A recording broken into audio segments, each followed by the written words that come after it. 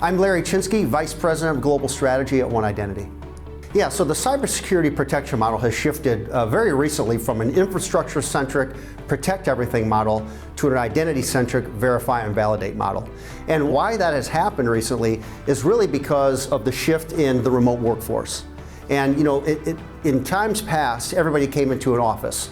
So we had the capability of using infrastructure components such as dual layer firewalls, content filters, network segmentation, port blocking, and things like that to really protect our end users from either accidentally or maliciously making mistakes. Now, with everybody working remotely, we don't have that option anymore. So what we have to do is use identity as the new perimeter. That's why when we hear vendors talk about identity as the new perimeter, that's because they are now forced to build the security posture on top of the identity. So what that gives us the capability of doing is doing a true verify and validate model for the identities. That means we're going to validate who you are, and then we're going to verify that the things you are trying to access is something that's allowed based on who your role is in the organization. And that's something that's become very critical and important today because there are so many identities now. When we look at building the security posture on top of the identity, that's the first challenge. The second challenge is the sheer number of identities and the types of identities.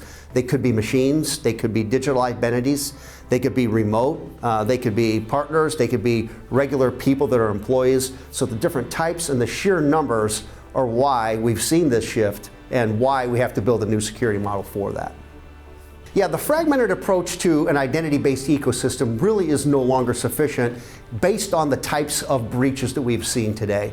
Let's use ransomware as an example. When you look at the types of breaches that ransomware are occurring, or with the types of breaches that are happening because of ransomware, they are latching on to credentials and really taking advantage of credential mismanagement.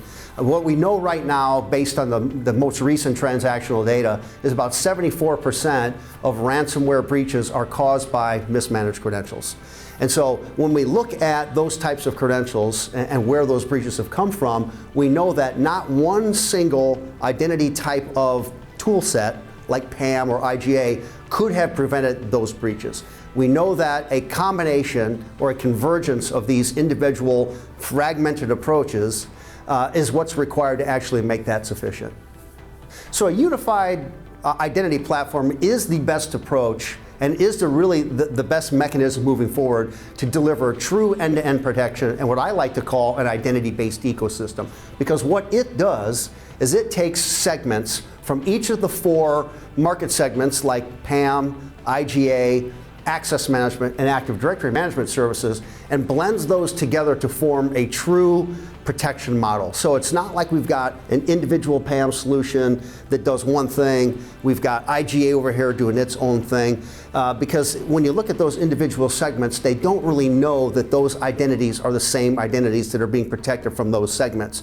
However, when we look at a unified identity platform where we're drawing upon all four of those and merging those together, that's when we can provide true end-to-end protection for our new security posture around the identity. So One Identity really is the only vendor in the market today that's able to build upon and provide a unified identity platform. And we've been working on this concept for a few years now for several different reasons. One of those is we really saw the shift in the market coming more than 2 years ago. So we started working on what we felt was going to be a true strategic differentiator in the market. And it's really a case where One Identity is sort of leading the charge for how we see this industry shifting. And so we have got the technology solutions, we've got the integration protocols already made, we've got a group of individuals that have done all the regression testing around how that would actually work, because we have to take into consideration how we're going to support it, how we're going to deploy it. We don't want to create extremely complex solutions to solve these problems out there. We want to make sure that they're easy to deploy, they're supportable, they can be delivered in a quick fashion so the time to market value is there. And we're really the only ones in the market doing that. What we've actually seen, this has been validated, we've seen a lot of our competitors in each of these market segments making key acquisitions in other market segments to try and build upon what we've been doing for the last several years.